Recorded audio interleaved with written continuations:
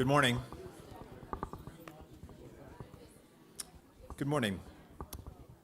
My name is Jeff Sharp. I'm the Director of the School of Environment and Natural Resources, and I want to thank you all for participating in today's program. This is our final on-campus Environmental Professionals Network breakfast for this academic year. As many of you know, Ohio State wrapped up spring semester about 2 weeks ago, and last Sunday we had graduation in the SHU. We were proud to award 120 Bachelor of Science degrees to School of Environment and Natural Resource undergrad students during that graduation ceremony. In addition, we had a great number of graduate students, and then Ohio State in general, we just always graduate a lot of students. If you've never been to graduation, it's a pretty amazing sort of like event at the spring. So we're happy that the semester wrapped up well. The energy levels on campus have declined a little bit, and you'll notice we don't quite have as many students here as we normally do, but it was a great semester, and we appreciate you joining us here for the last session of this academic year. If you'd like to learn more about our school's activities over the past academic year, we did put together a highlights document. We put a copy of these on each of your tables if you just want to see what the School of Environment and Natural Resources has been up to in the area of research, teaching, extension, and outreach. Please take a look, and if you have any questions about the activity you see there, just ask me. I know there are many students and faculty who wish they could attend today, but with many launching into their summer fieldwork seasons, leading experiential learning programs through study abroad and other programs, we know that many were unable to attend. Several of our team are in Australia and New Zealand right now, leading education abroad programs. We've got a capstone class up at Mansfield. We've got students all over and faculty all over the world right now, so many of them would have loved to have been here today, but we're happy that they're out there sort of providing educational opportunities. I'm very happy to participate in today's EPN breakfast, focused on relationship between building community and building relationships. In addition to this program's alignment with my academic research areas, I'm also a nearly 2 decades long Crew fan. I got up this morning reflecting on the first Crew game I saw. I actually saw the Crew in '98 in Ohio Stadium when I first moved to Ohio State, and it was one of those novelties where you just come to Columbus, and it's like, oh, they got professional soccer, and you don't know how long these things are going to last, and you go, and it was kind of a very sparse. That was a terrible setting for it. And then the next year was really fun. I mean, in terms of not being a soccer aficionado, growing up in rural Iowa, it was fun to sort of like follow the Crew then, and sort of there was a player for the Crew, Stern John, who could actually make things happen in the last seconds of games that were amazing. And I remember being at the new stadium and seeing him do his famous Stern turn, which kind of like since then has always been an impression that we can always win a game toward the end of one, because there was one he did a turn on in the last 3 or 5 seconds, and I think we tied the game, and it was awesome. So I've been a fan of the Crew for quite a long time, and I'm grateful that we have the folks here. One thing I did want to share, some of you, Cindy was just saying, well, I'm not quite sure what this has to do with environmental professionals. I just want, for those of you who are in community development, we do teach aggressively to all the students in the School of Environment and Natural Resources. They become very familiar with the Community Capitals framework.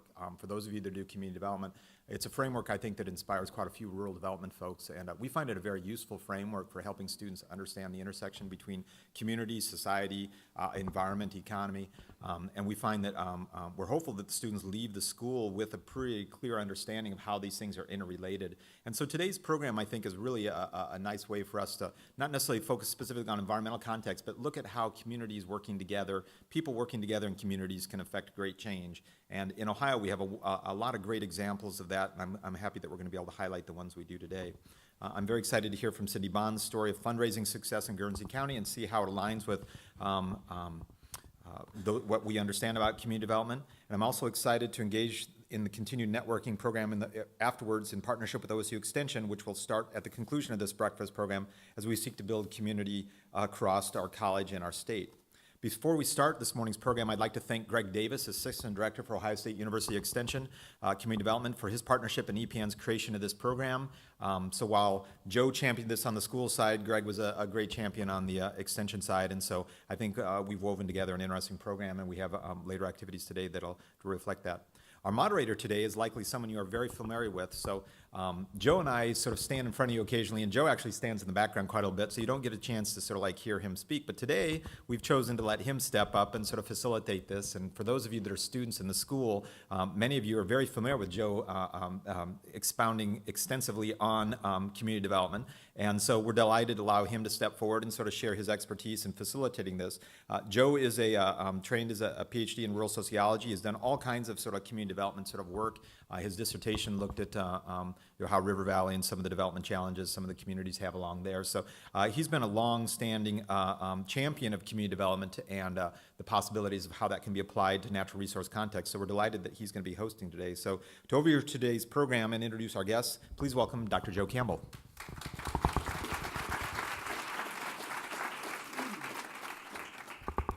Good morning, everyone. Good morning.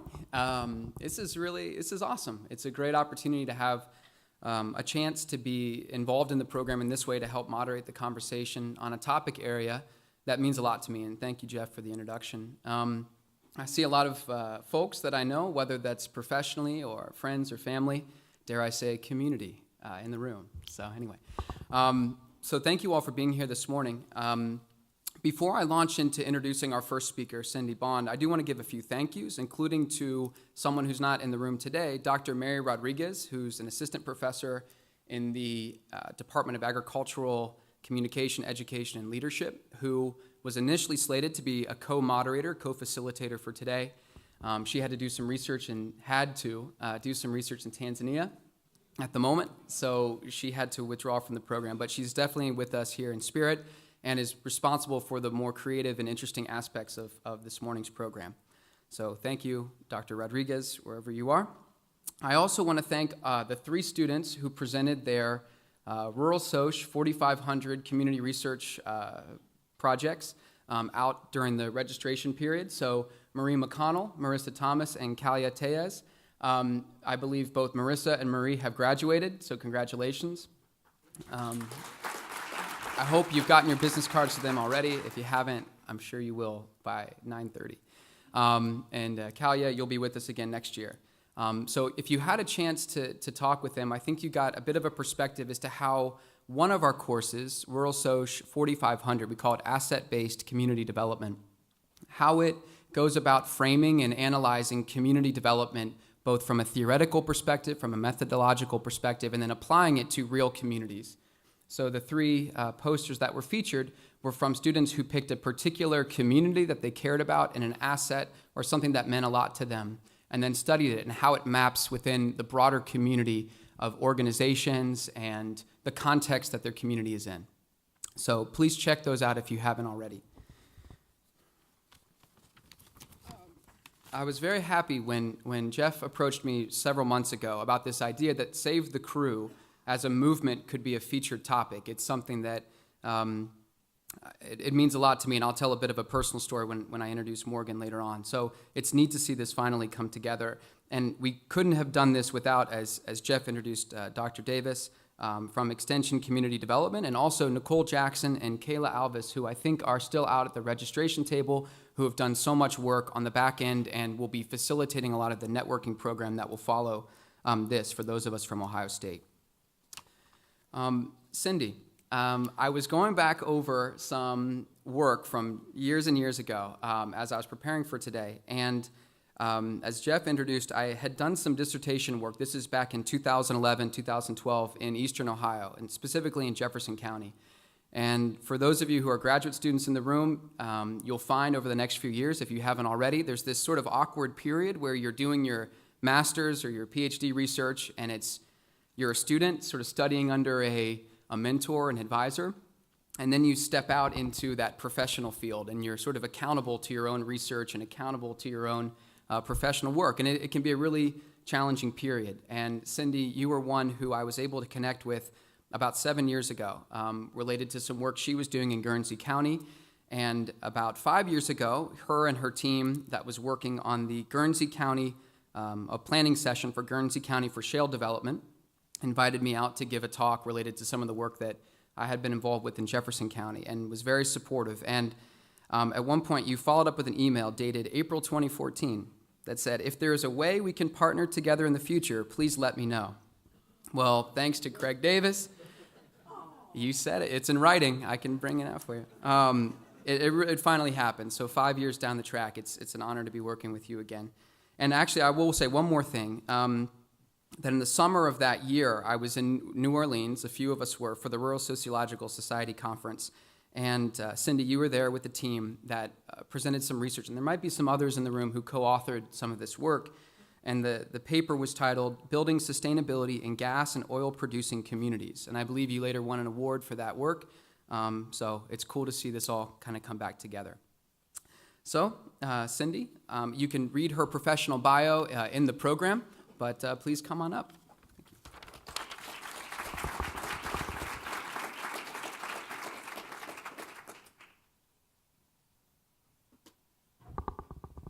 I thought Ohio State deleted those emails after so long. Well, welcome, and thank you for this opportunity. When I was first asked to do this today with the famous Morgan Hughes from Saved the Crew, I went, you gotta be kidding me. Joe called me and said, we really want you to do this. I was surprised, astonished. I was dumbfounded, amazed, and I went, we can't compare in good old Guernsey County with what the Save the Crew has done as saving a national sports team. So I called Dr. Davis and said, why do you want us to do this, or why do you want me here with Save the Crew? And he said, you have a story to tell. So that's why I'm here today, is to tell you the story of how in a rural county, we have less than 40,000 people in our community, and how we parallel. And when Morgan and I talk, poor Joe was assigned this, we can talk forever, so you may be here till dinner time, depending on how well Joe does his job. So today I want to paint this story by sharing some of the background of the demographics of this rural community to paint the picture and highlight 3 of the philanthropic initiatives in this community, and then how Morgan and I will be guided by Joe to tell some of the story and some of the characteristics and the traits of this.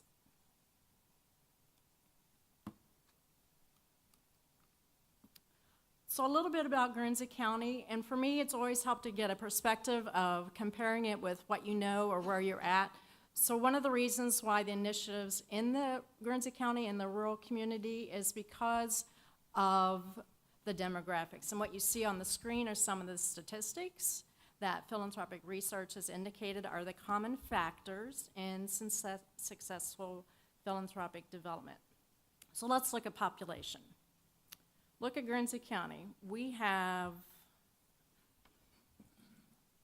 39,093 people compared to where we're at now, Franklin County, as 1.2, a little over 1.2 million, and then Ohio of over 11 million. 40,000 people, less than 40,000 people in our community. So what, in philanthropy, what they look at of what a profile is of a successful philanthropic county or community is education, age, of course income, and the ratio of income to poverty. So look at Guernsey County. When I first looked at it, I'm like, yes, we have 42% of the people that have graduated from high school. But once again, think about it. That's the highest educational attainment. So look across the board. So what do you think that the income would be for those that have the highest educational attainment of high school? Then look at bachelor's degree as the highest attainment, compare Guernsey to Franklin, 8.7%, 24, and 16% for the state of Ohio. Other indicator is 45 to 64 years of age. When you think about that age group, when I first thought of that, I went, why is it that age group? It's because typically people in that age group, their children are out of high school, out of college. Now they have money. Now they have money. I remember when my child graduated from high school, from college, I went, oh, my grocery bill dropped $100 a week because he's not there anymore. So that's why they target that age group, or why that age group typically gives more. So Guernsey County is about the same, a little bit higher there. And I went, yes, we're going to do something. We're going to be able to do this. And then we look at ratio of income to poverty. 200% are poverty, or 200% higher of poverty.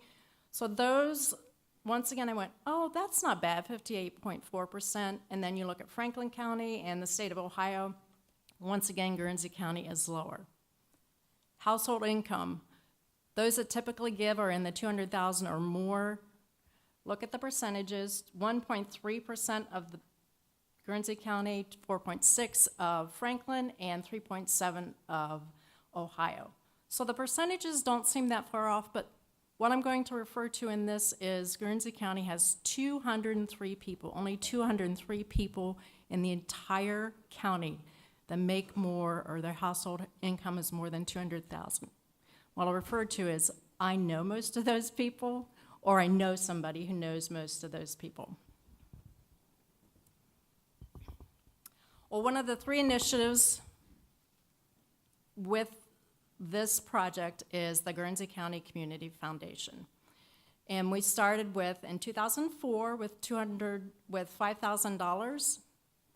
And we were given a $5,000 match by the Foundation for Appalachian Ohio, and Guernsey County Community Foundation is under the umbrella of the FAO. And $10,000 is all that we had when we started that foundation. And that year we had 5 more funds that were added to that to bring the assets to $100,000. And our goal as a member of the Board of Trustees of the foundation was we want to get to $3 million. Because at $3 million we can be self-sufficient. We went, we're never going to get that in our lifetime. It's just a dream, it's just a goal, it's just something that we would like to have. Let's fast forward to 2019. We now have $9.1 million at the end of the first quarter of 2019 and have 48 endowed funds. So what does that mean? That means that we surpassed our goal. And when we look at that and compare that to some of the other communities, why it's so significant is because there are 11 other community foundations under the Foundation for Appalachian Ohio. One of them that's closest to us started in 2008, and they have $1 million.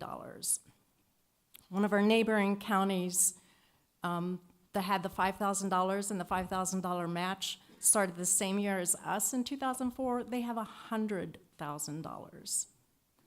So there's a big difference between those communities. And one of the questions and things that Joe and I talked about was, well, you have shale development, of course you have more money. None of the other counties that have the similar same shale development as us have those assets of us. So there's a difference between what we do and what the others do. Now, not everyone is under the same umbrella. There's other variables, but if you were to just look at shale development, that's not a cause and effect with that.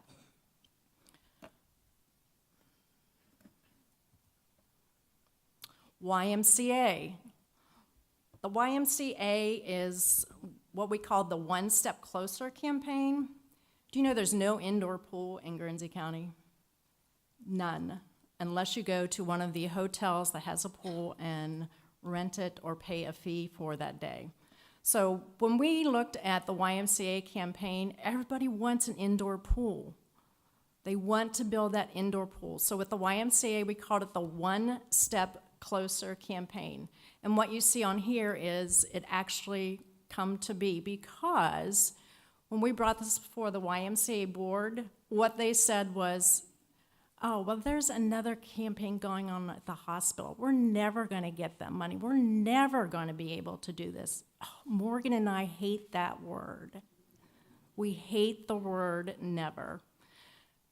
What happened was the goal was set for $768,000 for that capital campaign to build a connector. And the connector was to put 2 buildings together.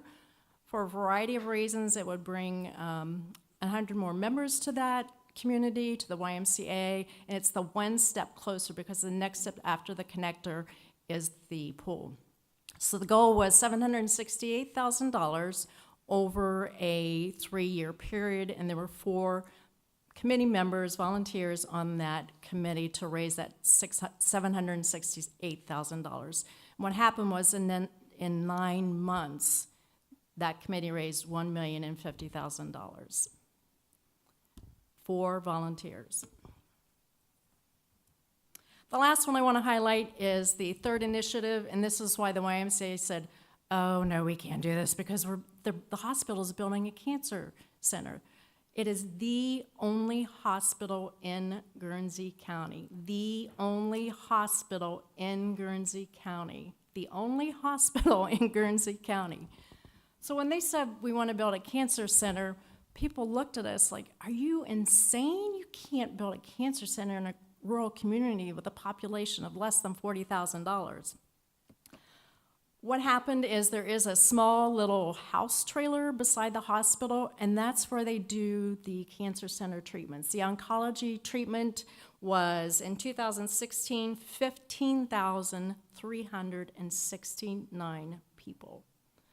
Remember our population. So we're not just serving Guernsey County. So it's a huge service.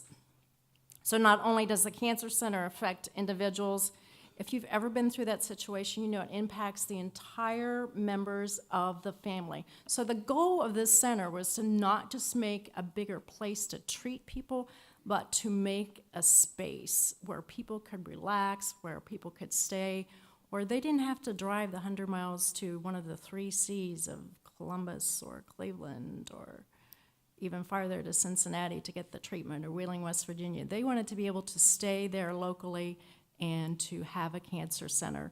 So it's a little different, it's a lot different than the other ones because it had layers of how they were going to achieve that. The goal was $18 million, and the capital campaign was for $4 million over a 5-year period. Here we go again. You're ready for this one this time, right? So what happened was there are 3 different committees. The corporate committee was to get individual donors to raise the $4 million. Last year we had 2 donors. One of them donated $1 million. Guernsey County had $1 million donor. That family lives there. The other donor was $1.6 million in Guernsey County. So last year, at the end of 2018, we surpassed our goal of $4 million and had $4.6 million. They've realigned the goal to $6 million. And why did they change that? Because the community wanted to keep giving. We just got a statement of there were five more entities, people, corporations, which is the next level of giving. So people wanted to give, so they realigned the goal. Why does this matter? Who cares? Because if you look at the statistics, once again, I'll go back to that. If you look at the Chronicle of Philanthropy, what they say is if every person in the United States that makes over $200,000 were to give just $2,400, look at that number. Look at what it gives you. It gives you $195 million. So every time you write the check, and you think, oh, what I do doesn't matter, it does, because it adds up. It makes a difference. So even the smallest increase, even the smallest difference makes a difference, and that's why we do what we do.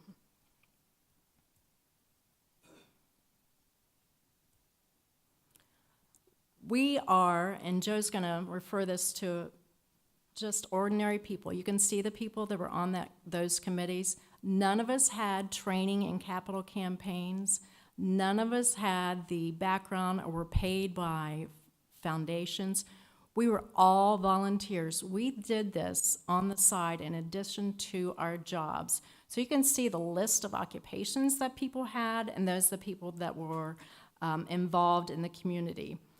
They're just ordinary people who stepped up their game. They wanted to be a part of the community. They wanted to see the 40,000 people grow and for our community to continue to grow. And the last thing that I want to mention is what we and the Board of Trustees on the Guernsey Foundation, we talk about the power of one. And that's what we live and breathe by, is one person, one group, one committee, one campaign. It makes a difference in our community, no matter all the obstacles, all the demographics, that they would say, oh no, we're never gonna do that. One person, one committee, one campaign at a time.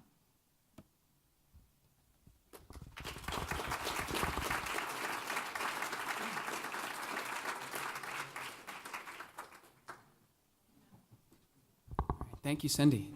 So we'll have Cindy come back in about 20 minutes once Morgan concludes his remarks.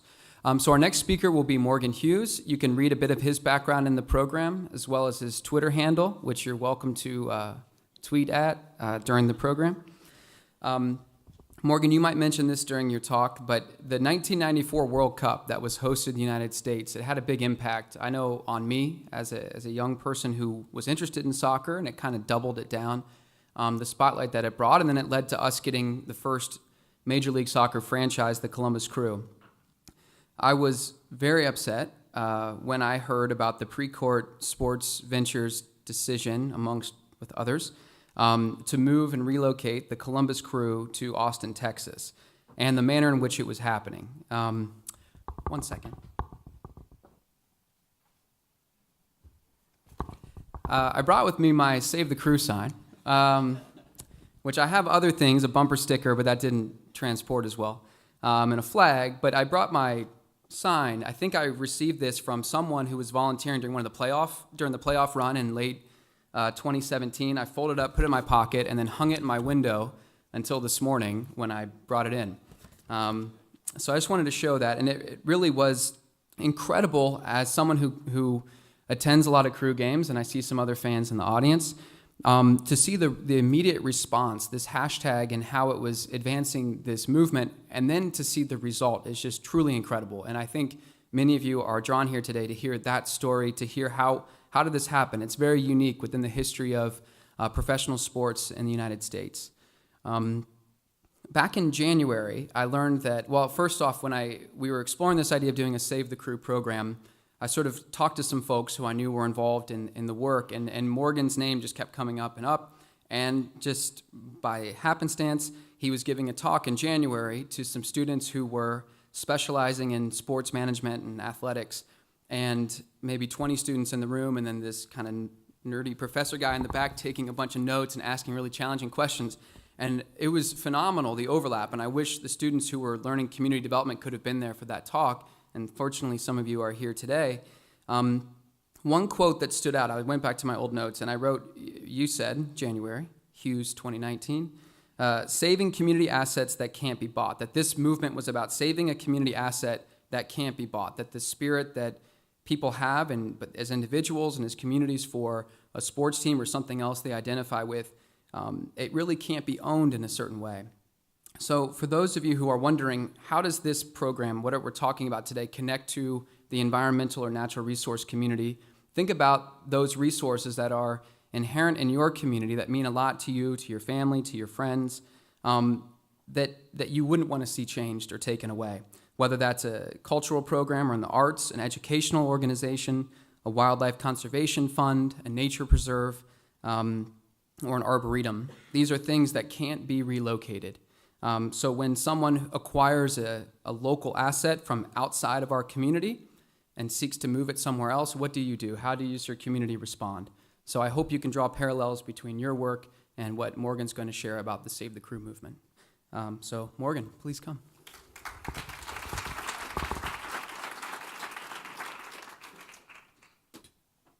Hello. So when they asked me to do this, I said, with Cindy Bond? From Guernsey County? Of the Guernsey County Bonds? But no, thank you very much. Before I get started, I just wanted to thank Joe Campbell and everyone else who works so hard to put these events together. I am both impressed by your commitment to your community and honored to be a part of it, so thank you for having me. When we started the Save the Crew movement back in October of 2017, I had no idea how much public speaking I would be signing myself up for. But once these types of speaking engagements started happening, I remembered feeling very thankful that I had a great public speaking teacher at Upper Arlington High School in the 90s by the name of Mr. Hammond. In that course, I remember him saying something to the effect of, have a point, make it clearly. That is to say, stick to that one thing you're attempting to communicate and don't go on any tangents. But unfortunately for him, and possibly for all of you, I have two main points that I want everyone to understand today instead of just one. I'll say them both right now, and I'll mention them a few times in the next 10 minutes, and they'll also be the last thing I say before I finish. That will serve as both a method of hammering home my message and also as a cue for you to bathe me in a seemingly never-ending cacophony of applause and adoration. The first point is there is no magic button. There's no magic button. And the second point is it's going to have to be you. It will have to be you. But before I get into what the button is and why it has anything to do with you, let me take a step back and introduce myself a little bit and tell you why I was invited to speak to you today. My name is Morgan Hughes. On October 17th, 2017, I started a movement called #SaveTheCrew. It's the only movement in major professional sports history that successfully prevented a team from being torn away from its community. Now, if you were taking bets on which fan base in American sports would be the first to accomplish this feat, I doubt very much. You would have picked the fans of the Columbus Crew.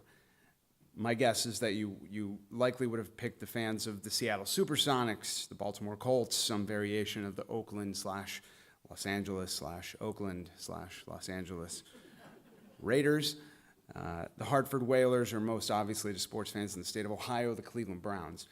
But as most of you know, despite public outcry and the valiant efforts from the cities and fan bases of each and every one of those teams I just mentioned, and 1,000 more that we don't have time to list, each and every one of those communities had their teams taken away from them. And on the evening of October 16th, 2017, the city of Columbus was all but assured to be added to that list, as Grant Wall from Sports Illustrated sent out a tweet that read, quote, "Columbus Crew owner Anthony Precourt set to move team to Austin, Texas in 2019. If downtown stadium can't happen in Columbus, story soon," end quote. We would come to find out later that it didn't matter if the city of Columbus had a downtown stadium built for the Crew for literally $0 or not. Anthony Precourt had negotiated a secret out clause in the contract when he bought our team in 2013 that would allow him to move it to Austin, and he had absolutely no plans whatsoever to keep the Crew in Columbus past the 2018 season. So I was sitting on my back porch in Italian Village when that tweet from Grant Wall came out. And about 50 minutes earlier, my friend John Zadar had texted me a heads up that he had heard there might be bad news coming down regarding the Crew. And I thought it likely had something to do with a player injury or a coach leaving to take another job or something like that. And yes, there was a fleeting thought in the back of my head that said, what if the Crew were leaving Columbus? But no, I decided that couldn't possibly be true.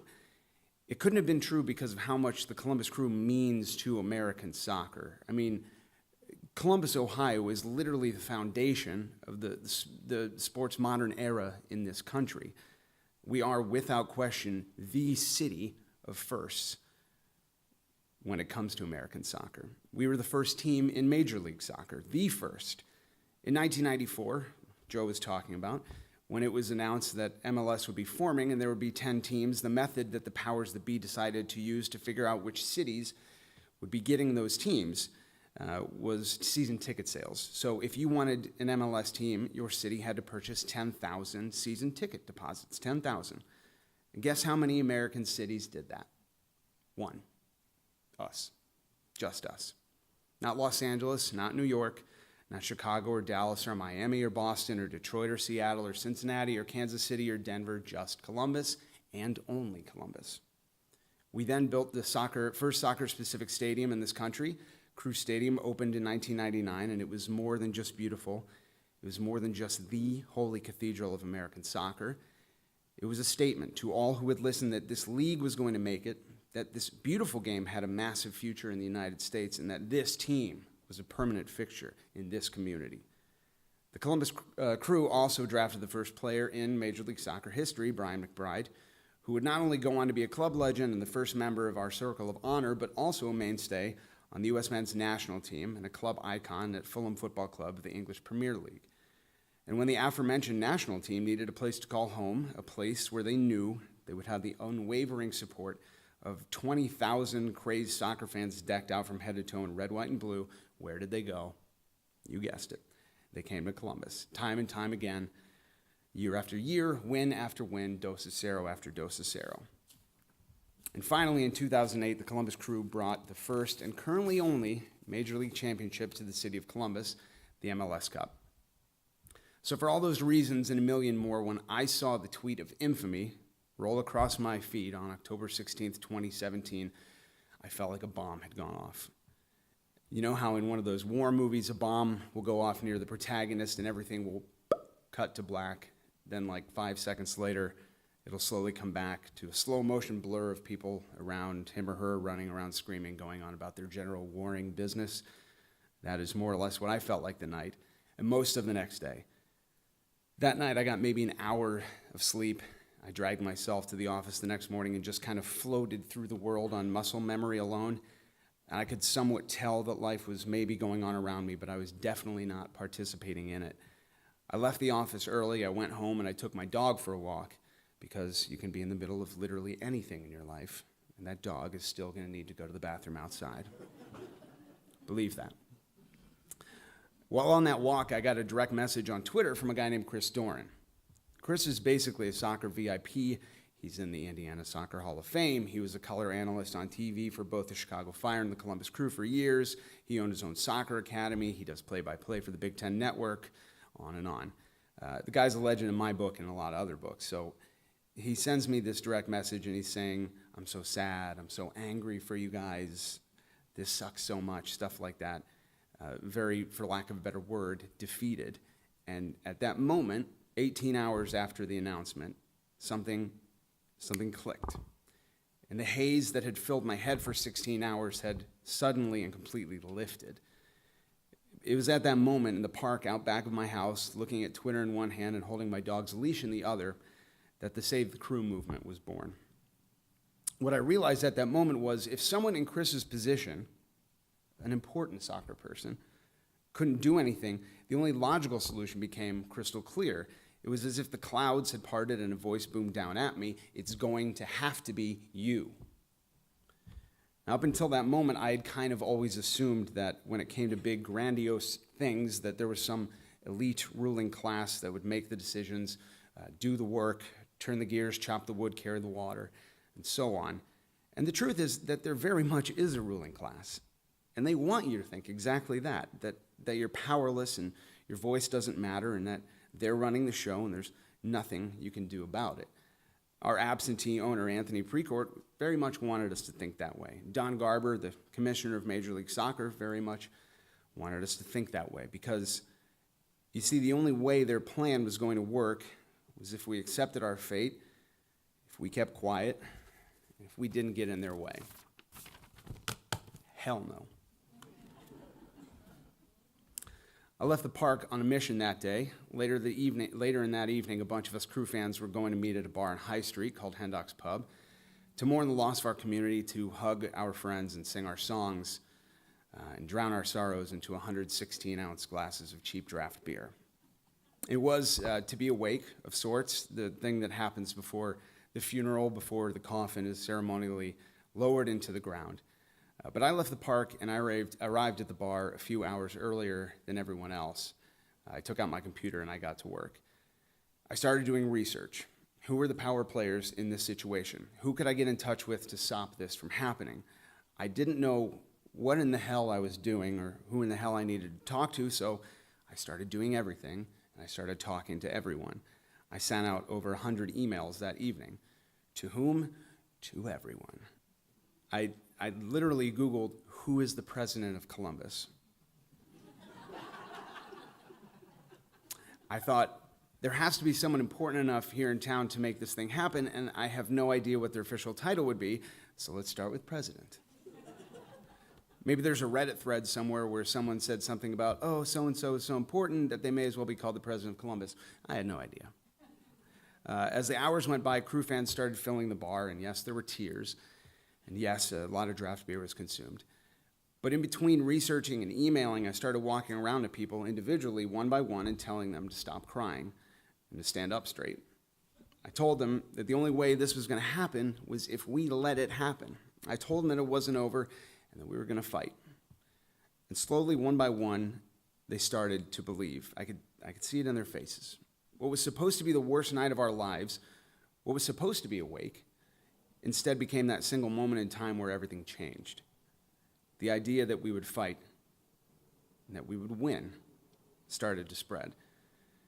Before I left the bar that night, I tweeted, if you think this is over, you're wrong. This is not over. Tell everyone you know. #SaveTheCrew. And the response was a little overwhelming. I mean, completely and totally overwhelming. The Twitter alerts alone the next morning took my battery level on my phone from 100% to 1% before 9 a.m. The idea had spread and our movement was born. A guy named Tom, who I had never met, sent me a DM on Twitter and said, "I bought the web domain, savethecrew.com. Do you want to do something with it?" I said, "Yeah, sure, why not?" I added a few more people to that direct message, then a few more, and soon we migrated over to a dedicated Slack channel. That web domain, about which I casually said, "Yeah, sure, why not?" In its first 3 days, it had over 30,000 unique visitors, and over 3,000 people sign up on it to help us in our fight. On the Slack channel, we planned what would become the hashtag Save the Crew rally on the steps of City Hall a mere 5 days after the announcement, which had over 2,000 people in attendance and over 2,000 more watching via live stream at home. From there, we got resolutions of support from the Columbus City Council, the Franklin County Board of Commissioners, and various other local municipalities. We individually walked the streets of Columbus and told people our story one by one. We signed up over 300 businesses, both inside and outside of Columbus, to our business ally list to prove that there wasn't just fan support for the crew in Columbus, but business support as well. We started a project called the 2019 Season Ticket Pledge and collected over 12,000 pledges for a new ownership group that we just told everyone would eventually come to be. We destroyed the false narratives put out by Anthony Precourt and by Major League Soccer time and time again. Every time that they said something misleading, we were there to tell the real story, to show the world that this community was not being given a fair shot and that no one deserves to have the thing that they love destroyed for no reason. Personally, I took on the role of spokesperson for the movement, and I adopted one simple rule: answer every phone call, respond to every email, return every text message, and never say no to anyone who asked for anything ever, including Joe, who asked me to speak here today. That led to more interviews than I could ever possibly count, at least 3 a day for majority of the movement. I went on NBC4, ABC6, WBNS, Fox 28, and ESPN. I talked to writers at Vice, Yahoo Sports, The Lantern, Columbus Alive, 614 Magazine, Sports Illustrated. I did radio interviews with CD 102.5, QFM 96, 105.7, 97.1 The Fan, and Sirius XM Radio. Went on All Sides with Ann Fisher, All Things Considered. Talked to far too many authors and of blogs and hosts of podcast account, and was eventually interviewed on BBC World Service Radio, which has a small global audience of over 250 million people. Each and every time the same question came up, they'd say, "What you guys and gals are doing is great. There's no question you love your team. But what are you really going to do to save a professional sports team from moving if the owner has ultimately decided to do it?" And the answer was always the same thing: "Guys, there's no magic button. If there was a magic button, we would have already pressed it 1,000 times, but there is no magic button. So all we can do is keep fighting, keep standing in their way, keep telling everyone we know, keep shining a light on truth and showing the world what an incredible place Columbus is, and proving time and time again that anyone would be crazy to walk away from this city." And you know what? It worked. We won. For over a year, we fought every single day, side by side, and the good guys won the fight.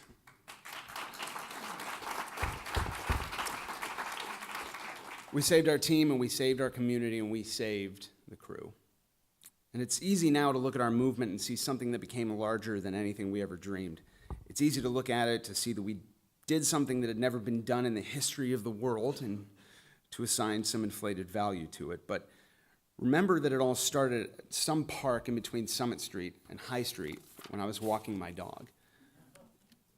Believe me when I tell you this, Save the Crew was and is noteworthy. That cannot be debated. But we weren't and we aren't special. We're just a group of guys and gals who decided to change their world. And we were successful at it because every step of the way we did it together. No egos, no infighting, everyone working together, using their skills, whatever they were, to save the crew. So in closing, the message here is very clearly that if we can be the first group of fans to save their community from being destroyed, anyone inside or outside of this building can do anything that they decide to do. You can change your world, you just have to do it together. Whether your fight is against homelessness in your community, or it's for common sense gun restrictions, or for a universal basic income, or you just want to put together a bake sale or a car wash to support your kid's Girl Scout troop, you can do that. And if you're thinking to yourself, I don't know how to do that, please remember that I Google searched who is the president of Columbus. There's no magic button. And if you think that people who usually do big things are somehow magically more important than you are, remember that I was cleaning up dog poop the moment that Save the Crew was born. And it's going to have to be you. Thank you.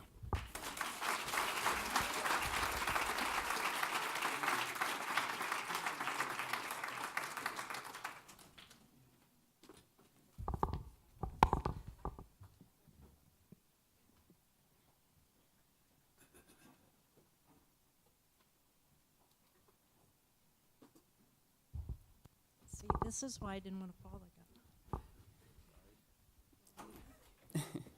So about 1 month ago, the three of us got together at a place where, if you work at Ohio State, you're probably accustomed to having conversations with folks from off campus at the Lane Avenue Panera Bread. Yeah, I see some people nodding, yep. And we had a great conversation. We were supposed to meet for, I think, 45 minutes, and we talked for at least an hour and a half. And it was awesome to hear these two exchange their stories. And as I'm wont to do, I took like 5 pages of notes and kept circling really interesting words that they were saying. And Morgan shared a couple just now. So in the form of our moderated Q&A, it's really just going to be, I'm going to put a statement up on the screen, and I want you to comment on it. So, Cindy, if you will start. Is it on? Yeah. You can hear me? Yep. Oh, yeah. Know your people. One example I like to give of that is the Guernsey County Community Foundation. When you go to larger community foundations and you ask people to start an endowed fund or to start a foundation, it's usually around $100,000 to start one. Well, know your people means in our community that was not possible. We said that and they just went, yeah, right, and walked away. So what we did was similar to how we started the foundation is if you can start or you want to start an endowed fund, you can start it with $5,000. And we will match you $500. And you have 5 years to get the additional $4,500 for $10,000. So it costs $10,000 to start a fund before any money can be dispersed. So know your people, know your demographics, know what they're able to do and what they feel comfortable in their skin that they're able to do. So for us, that was a know your people moment of we knew that they could start with $5,000. That's how we got the 48 funds. And because of the assets that we have now, we're able to match $500. So they have to come up with $4,500 in 5 years or $900 a year. So I think my answer is probably the same as Cindy's. When we started Save the Crew, it was kind of out of, like being fired out of a cannon. And we didn't have the luxury of planning or putting together, some sort of like schema for how this is going to work. So what we did is we asked every single person that volunteered their time or energy, what are you good at? So instead of, like Pete Shahada, who's sitting at the front table right here, I mean, literally the crew is not saved without him. He turned up to every single volunteer event. He handed out window clings. He went and talked to business owners. What if I asked him to build the website? Because I'm like, okay, we need somebody to build the website, figure out how, maybe he's not good at that. So we asked everybody who volunteered, what are you good at? And then we helped them figure out how they could use those skills to save the Columbus Crew. So I guess know that you don't know much. I certainly don't. I'm one of the dumbest people in this room right now. I'm conscientiously incompetent. So on that note, Morgan, our next one is a word that you just used a few minutes ago. Can you elaborate more on this? Again, when we started Save the Crew, well, let's be honest. None of us were billionaires. We don't have money to buy a sports team and build a stadium and do all the dog and pony shows that owners of other teams can do. So instead, we decided to, if we can't get into the boardrooms that these decisions are going to be made in, we're going to make sure that those who are inside of them understand how much this means to us, and that we sure as hell will be holding them accountable for the decisions that they make. So there was no magic button. People always asked us, how are you going to raise the money to save the crew? The answer was, we're not. We're not going to do that. We're going to make sure the people that have the capacity to push that button are made to feel like it would be a good choice for them to do so. And just telling yourself over and over and over again that if there was a magic button, I would have already pressed it. Go to sleep, get a couple hours of sleep, and then get up and keep searching for the button. So just being honest with yourself. For us, there was no magic button, there was no script that we followed. We didn't always follow, I guess, expectations. Typically, when I think of a board meeting, it's people in suits, following an agenda, meeting at certain times. We did none of that. We met in our jammies over conference calls, or we may have met over flights of margaritas at one time, but we didn't always follow what you would typically do, and that's part of the Know Your People is there was no formula that we followed. We did what we felt we needed to do. We were all very vested in our community. There are certain guidelines that we had to follow as board members of those, but we decided not to be paid board members. It's for any of those, because when you're a volunteer, there's different guidelines, different things you can do. It allows you to be more flexible. We wanted to do this for fun. We didn't want it to be our job. So that was our magic button, was do it because you want to do it, not because, oh my gosh, I have to go to work every day, I have to make so much money. That was our magic button, is to do things non-traditionally. And we decided when we reached that $3.1 million for the foundation, we didn't want to have a storefront. We were on the cutting edge, and we didn't know it. That we did not want to have a storefront. We didn't want to have a place for people to go to. We wanted to be the people. We were the place, not a physical location. Cindy, you just said we were the people. So let's go back to a term that I know you had a whole slide on, which is this ordinary people. It was just people that were vested in that common interest. There was no training. We didn't know how to go out and ask people. We didn't do the typical campaign letters. We made a list of people that we knew and who we thought would be contributors. Individuals, we didn't look at corporations. We were just regular people asking our friends, asking regular people that this is what we want to achieve. We want to have the YMCA. We want people that want to have an indoor pool to take their children for swimming lessons. We want people who are familiar with what you have to go through with cancer, who can go through that with you. They're just people like us. We work side by side with them. They're not the people that have the multi-million-dollar homes that we're never invited to, because we don't have that in Guernsey County. We don't have that. That's not something that we can do. So we are the ordinary people that talk with other ordinary people. Can I ask a follow-up question there, Cindy? So you mentioned earlier during your talk that there was someone who gave $1 million, that's a resident of Cambridge or Guernsey County. How did you identify that person, and is that something that other counties in the region in Eastern Ohio, have they experienced that kind of $1 million gift? And what did you do to identify something in alignment with that individual? That's more than one question.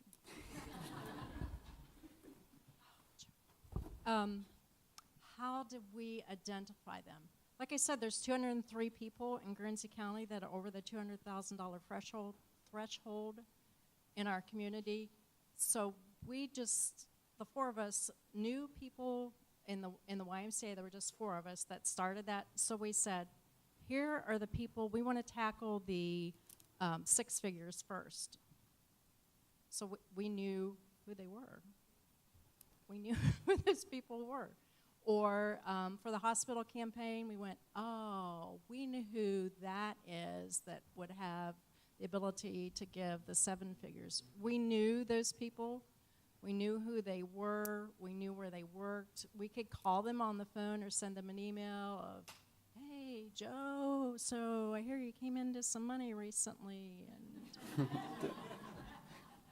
I haven't seen you at the Y for a while. I missed you on the treadmill.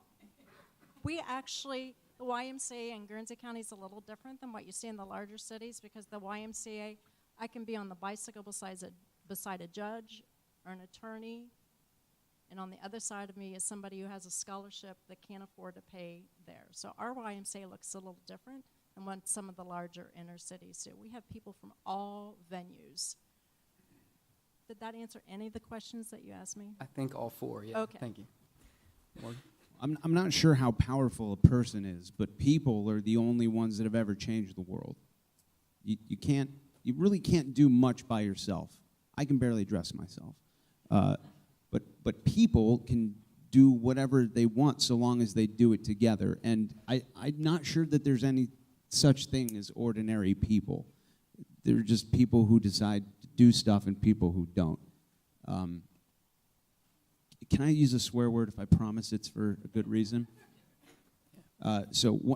Before Save the Crew, I kind of helped start this other hashtag movement called Tifo Sweat, and we make like giant, enormous pieces of art that if you've ever been to a soccer game, you see they go up over the crowds, or we put them on pulleys, and sometimes they're 100 feet by 50 feet, and you don't go to school to learn how to do that kind of stuff. And in order to kind of figure it out, our ethos, our mantra was always like, do cool shit and let the cards fall where they may. When you have people together, you can make 100-foot-long pieces of art, man. You can save teams. You can change your world as long as you do it together. Just to be fair to Cindy, Morgan, I'll ask a follow-up question on this slide too. You mentioned individuals bring different things to the table. How did Dr. Edwards or the Haslam family, how did they get brought into this movement? Where did they fit into the picture? I believe Pete Edwards descended from heaven on one of the first 6 days of the Old Testament. No, Pete was probably employee number 1 of the Columbus crew. He was the team doctor for forever, and then he bought the team, so he can't operate on his employees anymore. But Pete actually attended the Save the Crew rally with his daughter. And when we were done screaming into microphones and telling everyone that we knew that it wasn't over, they got in the car and she said, "Dad, you got to do something about this." And Dee Haslam saw Save the Crew because, obviously they're involved with the Cleveland Browns a little bit. And they're here in Ohio. And she got in touch with Alex Fisher and Pete Edwards and said, "This looks like a cool thing. How can we help?" And, I mean, think about that. Think about that. We literally decided to tell the world that this wasn't going to happen to us, and our idea was those who have the ability to change this will be affected by our voices, and it is what happened. And it's magnificent. Back to you, Joe. Okay. Well, I think if anyone can tell from the word on the slide here, they might guess who this is attributed to. So, ego death, what's that mean, Morgan? You want me to start? Okay. It's just not, when things are important to a community, you kind of have to die a little bit in order to get it done. So for instance, I don't know, I don't want to turn this into like a suffering for the great. We've already done a biblical thing, so I'll stay away from that. But as the public face of this movement, I was attacked pretty regularly, daily, by a lot of people from, I don't know, pick a random city, Austin, Texas. And it hurt, and I didn't always deal with it well, but I knew that it didn't matter because this was bigger than me. And everybody on the Save the Crew leadership team had that same kind of ethos where it didn't matter. It didn't matter. This was too important. We couldn't, if somebody was better than you at a thing, which is my case a lot, you have to move over and let them do their thing and not say, I need to manage this, or maybe I have an idea, but really, how can I help? It's so important to get the heck out of people's way and support them at the same time. So ego death, no infighting, leave all that stuff at the door, because none of us are interested in it. We're trying to save the crew. I guess what I would say to that is we didn't have egos. What we did realize is when we started making our list of names on any of those groups was we actually had the conversation of, oh, I can't talk to them because I already made them mad about something else. So we recognized our own faults, our own attributes of who we knew in the community, and it was easy for us to step aside because we looked at the cause, not of, oh, I have to be the one to go to all the meetings, and I have to be the one to, there was none of that. There was I guess you could call it leader, but we never named a leader in our capital campaigns of who was the leader in that. There was a common contact person, but we never had that, oh, I have to, or I'm going to, or that was never an issue for the groups that I mentioned. I love that. And on the Save the Crew website, to add one thing to your statement, we literally wrote into the coding of the website that when you go to the section, that we didn't even call it leadership, we called it organizers. So there were 16 of us who met every Monday for, well, God, we still do. But we called that team the organizers, and we wrote a script into the code of the website. When you went to that page, it randomly sorted all of us. So you could never go there twice and get the same output. Sometimes I was first, sometimes I was last, sometimes I was everything in between, and it was really important to us because this wasn't about us, and our egos had no place there. And it was so important that we literally wrote a code, and it took us like 2 days to figure out how to do it, but it was important, so we did. And this is why when we had the breakfast, it took an hour and a half because Morgan and I were... And I'd also like to say that you are delightful.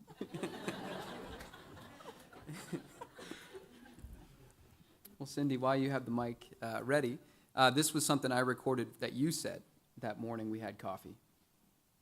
Because I was talking about Morgan.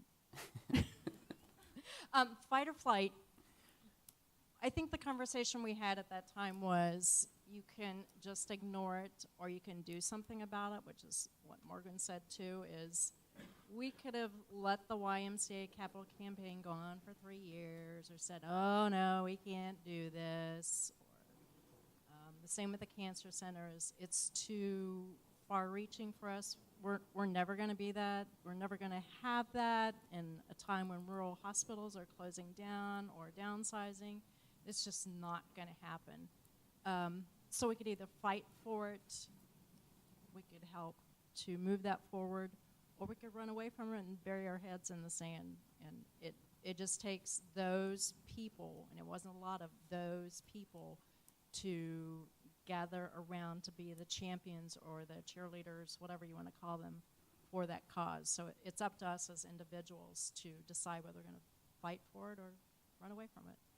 Yeah, I think the important thing to remember, I spoke about my public speaking teacher a little bit before, and that guy just, I could go on for hours about teachers, but he's like one of the most important people that ever crossed my path in my life, because not only did he teach me how to speak into a microphone, which has served me well, but he said something that I will remember for the rest of my life. Before we gave our first speeches, he said, let's talk about the fact that all of you are terrified right now. And he said, he gave the example of Chevy Chase, who, it was so short-lived that maybe people don't remember, but there was a talk show that he had called The Chevy Chase Show. And this guy had been, he was a not quite ready for primetime player, right? Like, he started in 1975 on national television, Caddyshack, Vacation, Fletch.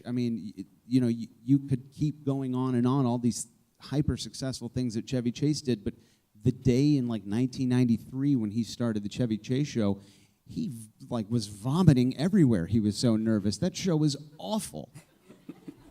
He was so, like he had done so much, but he was still so nervous. And our public speaking teacher told us, you could make one speech in your life, or you could host the Academy Awards 20 times. You're gonna be nervous when you get up in front of a microphone.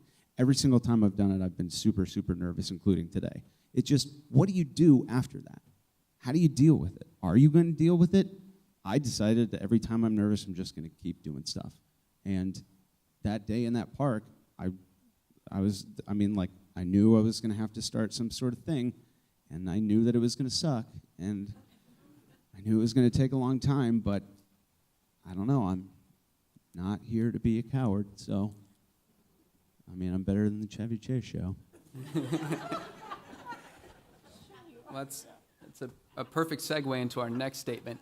But in order for time for folks in the audience to ask questions, that's what we're going to turn it over to now. But I'm sure you'll keep hitting on these themes. Colleen has a microphone, so please just raise your hand, and please welcome any questions. We have one over here. Got to hold that power button down for a second.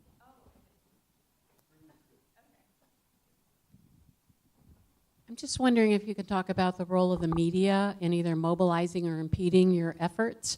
I know, Morgan, you named a lot of them, and I know it seems like as a member of the public that we got a lot of our information from the media, and they kept it in the forefront. And so if you could talk about that a bit. Sure. We were lucky enough to. One of the unique things about Save the Crew that really doesn't happen in any kind of normal day-to-day situation is that there were very clearly good guys and bad guys. Like, one group of people were trying to save a community. Another group of people were trying to destroy a community of humans. So, I'm not sure if it were a different type of situation, how the media experience would be different, but, it was a writer's dream. It was a guy who does stories on TV's dream to go the David versus Goliath thing. So we welcomed anyone who wanted to write about it, and specifically Mike Arace from the Columbus Dispatch. Andrew Erickson and Mike Arace. Andrew Erickson was the beat writer for the Crew. Mike Arace, of course, is a longtime editorial guy. He used to cover the Blue Jackets. He's from Hartford, Connecticut, which had the Whalers taken from them. That guy was a pistol, man. Like, he told it like it was. He said what everyone else was afraid to say. He was our biggest flashlight, shining a light on the truth. So we were really just along for the ride. There were a couple media members in, just let's pick a random city, Austin, Texas. Maybe had, I don't know, maybe had a reason to spin our thing a little bit, but it's easy. It's as easy to say, yes, I'd be glad to talk to you, as it is, get out of my face. So maybe just pick a city. Austin, Texas, you would tell them, get out of my face. Back to you, Joe. Cindy, did you want to talk about media at all? Or? Why am I here?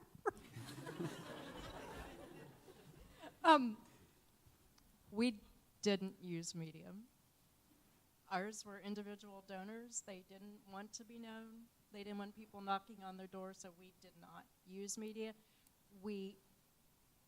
What we did use is now coming about as the construction picture that you saw. We have videos on different social media pages, but not the traditional newspaper media, because our newspaper's probably not going to exist pretty soon, but or many of the newspapers in our rural communities. So we use social media as a venue to say, oh, here's where we're at once we have the dollars available, because ours was not a fight to save something, it was a fight to develop something. So it was a little different type of letting people know of, oh, this is a success, and we are moving forward with it. So most of the donors didn't want to be known, and most of the people in the community wanted to know that something was going to happen. So now is when we are using the media, and mostly it's the only radio station in our community keep in mind there's no television station in our community either, so that wasn't an option. I think Jara has a question. Okay, so I'll just pick one. I liked, excuse me, the commentary about the no ego and then the no infighting. But being a development officer, fundraiser for OSU, we kind of also deal with like the bureaucratization of things. So, which I can see falling into the no ego, no infighting type of thing that you want to push against. How did you experience individuals coming in knowing the right thing to do, or how you should change this or build on this or scale up or da-da-da? How did you politely say no? Like, you know, how do you make sure there is no infighting, no ego, no bureaucratization, you know, no usurping of the action that you have moving forward because of that person who knows what you should do, you know? Yeah, no, that's a great question. Part of the no ego is the most important part of the no ego thing is being able to get the hell out of someone's way if they're better than you at a thing. Let's face it, Columbus, Ohio is literally the smartest city in the world. So, I mean, I can't, the fact that they messed with this city shows you exactly how much they knew about this city. That is nothing. But when somebody came in with a skill set, basically what we would do, if you want to get into the nuts and bolts, is we would start a Slack channel, and we would put them in charge of it. And every Monday we had a leadership meeting, and that committee would check in, and it was very democratic in that regard. But then as those channels built up, when someone would come in and say, I work in marketing, we're like, oh, hey, we already have a marketing channel. Why don't you talk to Tobias and Mark and see how you can help out? And I think that one of our strengths was the size of our organization. When it takes 5 years to get your tablecloth budget approved, like, there's not going to be much movement.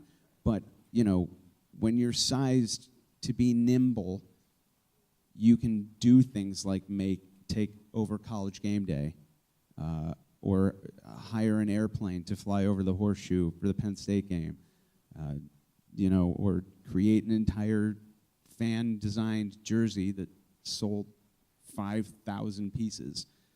You can do that quickly, as long as you're kind of positioned accordingly. And I think that, honestly, Slack helped a lot.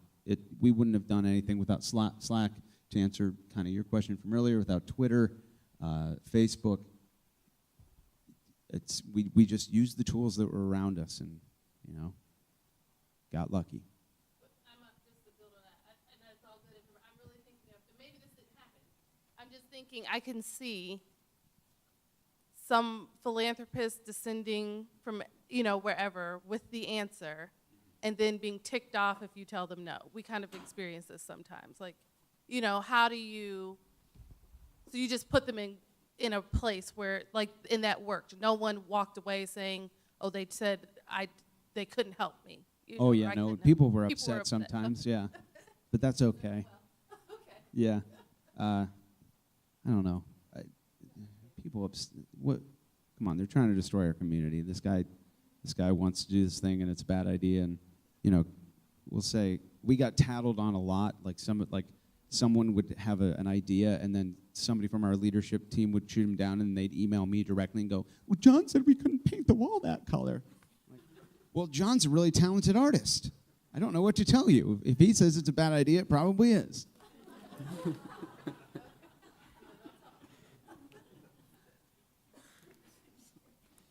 Cindy, any concluding comments on that question? No, we had a specific focus. We were involved in the campaign, so when it came to building the structures or designing those, that's a different committee. We did not do that, so that everyone has their own thing that they do, and they do well. Architectural plans are not what I do. I look at those things and I have no idea what that is. That's up to someone who has that expertise. So we have people with different areas of interest or expertise that would focus on those things. The only thing I would like to say that I forgot to mention earlier that we have done strategically is for our community foundation, we're all about the same age, and that, we may be over 50, and we're looking at retirement in the near future. So strategically, what we did this year was we brought on 3 new board members that are under 30 years old. They're in that 25 to 30-year range, because knowing in the next 5 to 10 years that some of us may go off the board, may retire, may move to another state, we wanted them to be able to learn while we were there and to then make the changes they want to make and they will have some experience with the structure of a board and the legalities of it when we leave, so that we're not just all leaving and you drop somebody in there. So they'll at least have some background. So that was one thing we did strategically do. Thank you, Cindy and Morgan, so much for sharing your experiences with us. If you can hang tight, Dr. Sharp's going to come up and share a few concluding comments. Thank you. Well, this is a great program. For those of you that are community development professionals, you probably saw a lot of insights here that you would see in your normal work. For those of you that are new to this, I can tell you as an instructor of this kind of stuff, both of you guys manifest many of the sort of like ideas and theories that we actually anticipate would be successful in communities.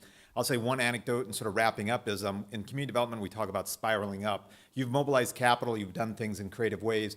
What I would anticipate is that there are future things. Community development is a process, it's not an outcome.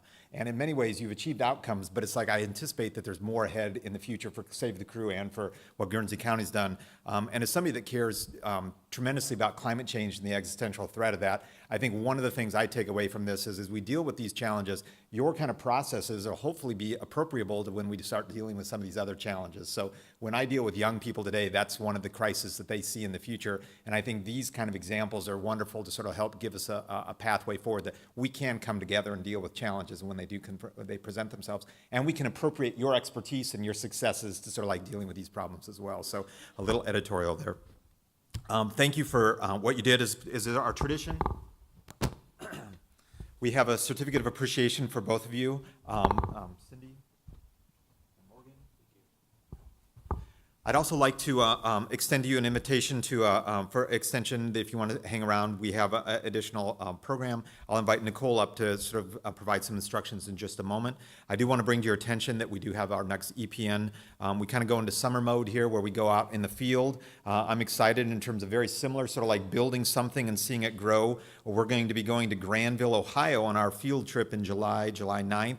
You'll get an experience an in-field experiential learning project site with Jim Redding, the North American Association for Environmental Education's K-12 Educator of the Year at Granville High School, and Jeremy King, Director of Sustainability for Denison University, among other local partners who will share their community's environmental science curriculum and strategies to engage students in hands-on learning activities on a variety of agriculture and renewable energy projects. This program will feature transportation from here out to the facility in Granville and will include a series of structured networking events to introduce Ohio high school teachers with professionals engaged in environmental and agricultural science careers. So if you're interested in attending that, we'd love to have you participate. We anticipate it'll be a great sort of networking opportunity, sort of bringing people together and really exposing us to new ways about thinking about delivering environmental programming. As you know, also each EPN breakfast, we try to make a zero waste event. While you're making out your door and clearing off your plates, please pay attention to sort of like the receptacles here and try to deposit your materials accordingly, according to what the bin is posted as. Thank you to the Ohio State staff, faculty, and students participating in our continuing program. We hope you enjoy the rest of that. And for those of you that are just here for this morning's program, we really appreciate you joining us, and we look forward to seeing you at your future events.